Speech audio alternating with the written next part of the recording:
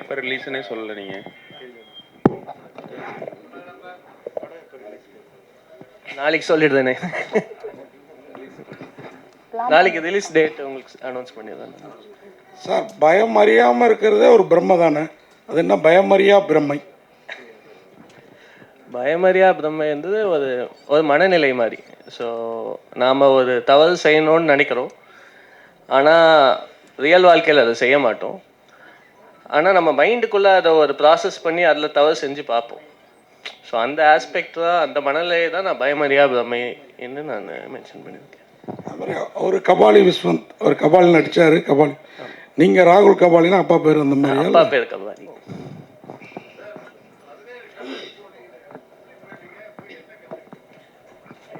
நான் அது ஒரு பெரிய கதை, ஒன்றும் கற்றுக்காதனால தான் படம் எடுக்க வந்திருக்கிறாருன்னு நினைக்கிறேன். அப்படியெல்லாம் ஒன்றும் இல்லை.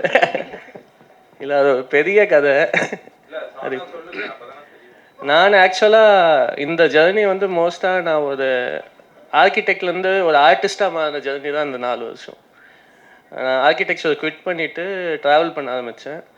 போன எல்லா இடத்துலையுமே நான் பண்ணுற பெயிண்டிங்ஸ் இல்லை நான் வரைகிற ஸ்கெட்சஸ் இதுதான் சோறு போட்டுச்சேன் 4 வருஷத்துக்கு.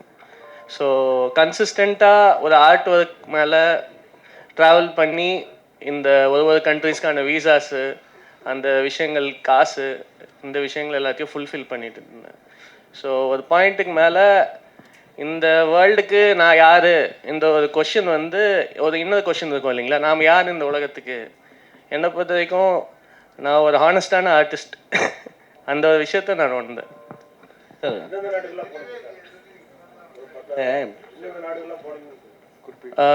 நான் வந்து பைக்கில் நான் ட்ராவல் பண்ணது வந்து இங்கேருந்து சவுத் ஆஃப் இந்தியாவிலேருந்து ஆரம்பித்து நேபாள் போனேன், பூட்டான் போனேன், அங்கேருந்து Myanmar, Thailand, Laos, Cambodia, Vietnam, மறுபடியும் கீழே வந்து மலேசியா, சிங்கப்பூர், மறுபடியும் மலேசியாவுக்கு வந்து ஷிப் பண்ணி இந்தோனேஷியாவுக்கு போனேன்.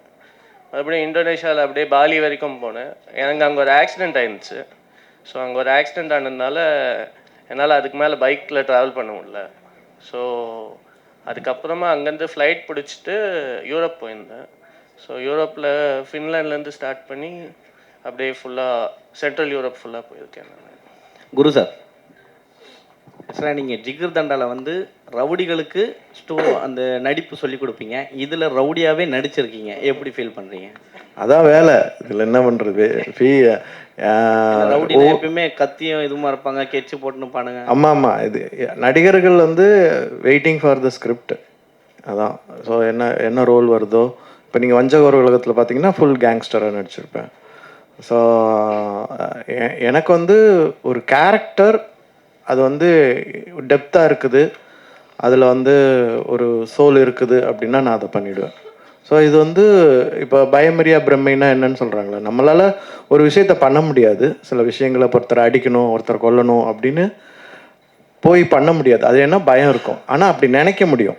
ஸோ அதான் பயமறியா பிரம்மை. ஸோ ஒரு பேசிவ் ஆங்கர் இருக்குதுல்ல, நம்ம மனசுக்குள்ளே அடக்கப்பட்ட கோபங்கள்லாம் இருக்குதுல்ல, அதெல்லாம் வெளிப்படுத்துகிற மாதிரி இருக்கும் ஒவ்வொரு கேரக்டரும். அதில் ஒரு கேரக்டர் இந்த ஜேடியினுடைய இன்னொரு ஃபார்மாக ஒவ்வொருத்தரும் நடிச்சிருக்கிறோம். ஸோ அதில் நானும் பண்ணியிருக்கிறேன். டேரக்டர் ஆக்சுவலாக அவர் சொல்லும் போது ஜேடியோடைய மாமா தான் ரவுடியாக இருந்தார் அப்படின்னு சொன்னார். ஸோ அவருடைய ஸ்டோரியை தான் நீங்கள் எடுத்திருக்கீங்களா? எங்கள் மாமா ரவுடியில் அவங்க அதுதான் எஃப்ஐஆர்லாம் போட்டு ஆக்சுவலாக அந்த ஸ்டோரியை சொல்லி அதை எடுத்தீங்களா, இல்லை நீங்களா கிரியேட் பண்ணீங்களா? இல்லை இல்லை இல்லை, இது நாமளாக கிரியேட் பண்ண ஒரு கேரக்டர் தான். சார் சொல்கிறப்ப, குரு சார் சொல்கிறப்ப, யாரும் நம்ம மனசுக்குள்ளார நம்ம நினைக்கிறது, இப்போ ஒருத்தங்க நமக்கு ரொம்ப விரோதியாக இருக்காங்கன்னா அவங்கள தீர்த்து கட்டணும் அப்படின்னு நினைப்போம். ஆனால் தீர்த்து கட்ட முடியாதுல்ல, சட்டம் அதெல்லாம் இது இருக்குல்ல. அப்படிங்கிறப்போ அப்போ நமக்குள்ளார இருக்கிற கேரக்டருங்க தான் இல்லையா? ஆமாம் ஆமாம், நம்மளுக்குள்ளே இருக்கிற அந்த தாட்ஸ் தான். அப்போ எல்லாரோட மனசோட ஈஸியாக ஒட்டி உறவாடும் ஆள் மனசோட. அந்த மாதிரி நிறைய சீக்வன்சஸ் இருக்கும். அதாவது 2 or 3 சீக்வன்ஸாவது ஒருத்தவங்களோட கண்டிப்பாக கனெக்ட் ஆகும். இது இவருடைய கொஸ்டின் தான், ஆனால் நான் கேட்குறேன் இந்த வாட்டி. இல்லை, எப்பவுமே கேங்ஸ்டர்ஸு இந்த ரவுடி அப்படின்னாவே ஒரு டான்ஸு, ஒரு மாடல் அந்த மாதிரி உள்ளே இருக்கும் ஐட்டம் சாங் ஏதாவது. உங்களில் என்ன ரொம்ப சைலண்ட்டாகவே இருந்தது? படத்தில் பாட்டே இல்லைங்க. ஏன் என்ன காரணம் ஏதாவது முக்கியமா? ஏன்னா இப்போ வர படங்கள்ல மோஸ்ட்லி பார்த்தா மகாராஜால கூட கிடையாது. இல்லை, தேவைப்படல. நம்ம ஒரு மூடோட ஒரு ஒரு நரேட்டிவ்குள்ளே போகிறோம். ஸோ கஷ்டமான வேலையே ஆடியன்ஸ் அந்த மூடோட அந்த நரேட்டிவ் ஃபாலோ பண்ண வைக்கிறது தான். ஸோ இந்த ஒரு விஷயத்தில் நான் எப்பவுமே இந்த மாதிரி தான் இருப்பேன். இப்போ இருக்கிற சினிமாவில் மூடோட தான் வராங்க சார். அதே மாதிரி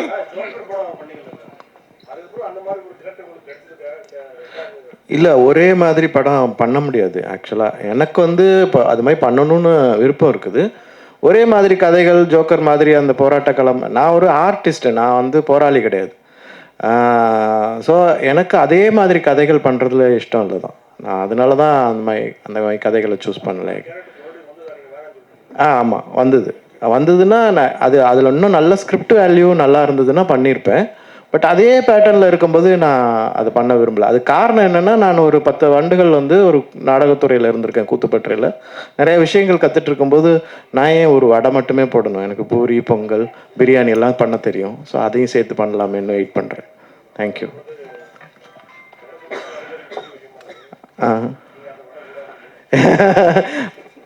okay, thank you sir. Director sir, அதே மாதிரி இந்த ஜாக்கு அவரை விட அவரோட கார் இந்த பிங்க் கலர் ஒரு ஃபியேட்டில் சுற்றிட்டு இருப்பார். நீங்கள் தானே அது பிங்க் கலர் ஃபியேட் இல்லையா? அதை விடுங்க. அப்படின்னா இந்த படத்தில் ஒரு கார் வருது இல்லை, நீங்களும் நிறைய ட்ராவல் பண்ணதான் சொன்னீங்க. அந்த கார் என்ன காரு? அதுவும் ஒரு கேரக்டரா படத்தில்? அந்த கார் ஆக்சுவலாக ஒரு கேரக்டர்னே சொல்லலாம் படத்தில். எல்லா கேரக்டரோட ட்ராவல் ஆகும் அந்த கார். Contest sir. இல்லை, வினோத்ஜி வந்து எல்லா படங்கள்லையும் வந்து ஏதாவது ஒரு பயங்கரமான ஒரு ட்விஸ்ட்டில் வந்து கற்பழிக்கிற மாதிரி, அப்யூஸ் பண்ணுற மாதிரிலாம் பண்ணுவார் வேற லெவலில். பட் இந்த படத்தில் வந்து வேற மாதிரி டைரியை புரட்டி ஒரு பத்திரிக்கையாளர் மாதிரி உட்கார வச்சிருக்கீங்களா? என்ன காரணம்? அவர் இந்த படத்தில் ஒரு ரைட்டர் தான்.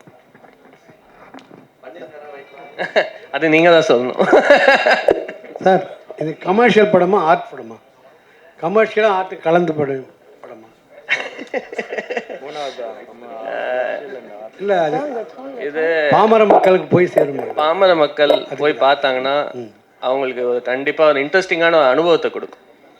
ஸோ நாம் இப்போவே பிரிக்க ஆரம்பிச்சிட்டோன்னா இது பெயிண்டிங் மாரி இருக்குது, அதனால கீழே வரையும் போய் சேருமாங்க. ஏன் பெயிண்டிங்கை பாமர மக்கள் பார்க்க மாட்டாங்கன்னு நினைக்கிறீங்களா நீங்கள்? ரசிகர்கள் இருக்காங்க, அதுக்குன்னு ஒரு ஜேர்னல். இப்பெல்லாம் பாமர மக்கள்லாம் இல்லைங்க. இல்லை, பாமர மக்களுக்கு எல்லா அறிவு. பாமர மக்கள்னா அவங்களுக்கு எதுவுமே தெரியாதுங்கிற உணர்வை நம்ம அதுலேருந்து மாற்றிக்கலாம். சொல்லல, அவங்க ரசிச்சு கமர்ஷியல்னா பார்ப்பாங்க. அது மாறிட்டு இருக்குது. இல்லை, அது மாறிட்டு இருக்குது. அதுக்கு நாமளும் கொஞ்சம் ஒத்துழைப்பு செய்யணும். இந்த மாதிரி படங்களை வந்து வர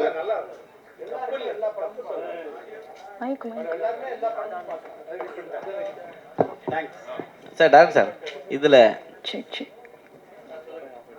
இதில் வந்து பிரம்மையில் இம்ம மொட்டை தலைகீழாக போட்டிருக்கீங்க. அதுவே பிரம்மையா இல்லை இது காரணம் இருக்கா?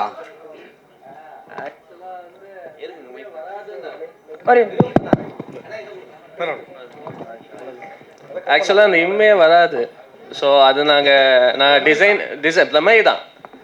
அது வந்து டிசைனுக்காகவும் அதில் ஒரு ஆஸ்பெக்ட் இருக்குது. அது நீங்கள் படம் பார்க்கும்போது உங்களுக்கு தெரியும். ஸோ அதுக்காக வச்சேன் நான். தேங்க்யூ. சொல்லுங்கள்.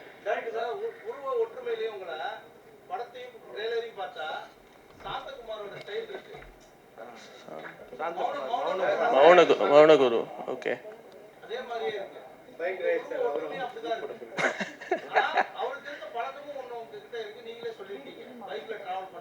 ஆமாம். இல்லை, மீட் பண்ணதில்லை நான்.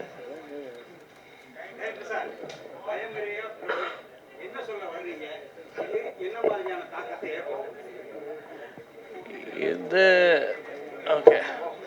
நாம் வந்து இது வந்து ஒரு தீசிஸ் மாதிரி ஒரு பர்டிகுலர் சப்ஜெக்ட், ஒரு ஐடியாவை தான் டிஸ்கஸ் பண்ணியிருப்போம் படம் ஃபுல்லாகவே.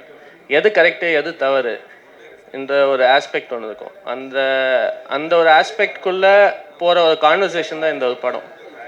இது வந்து என்ன மாதிரி தாக்கத்தை உருவாக்கும்னா, நீங்கள் பார்க்கும் போத இல்லைன்னா மக்களை இந்த படங்களை போய் பார்க்கும் போத ஏதோ ஒன்று வித்தியாசமாக பார்த்தோண்டா அந்த ஒரு ஃபீலிங் உருவாக்கும். அதுக்கான எடுத்த படம் தான்.